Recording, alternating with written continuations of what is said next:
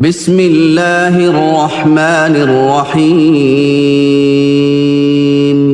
الذي جعل لكم الأرض فراشا والسماء بناء وأنزل من السماء ماء فأخرج به من الثمرات رزقا لكم فلا تجعلوا لله أندادا وأنتم تعلمون.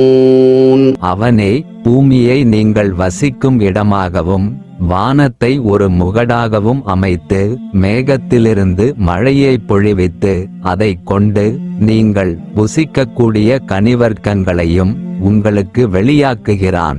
ஆகவே இவற்றையெல்லாம் நீங்கள் தெளிவாக அறிந்து கொண்டே அல்லாஹ்வுக்கு இணைகளை ஆக்காதீர்கள்.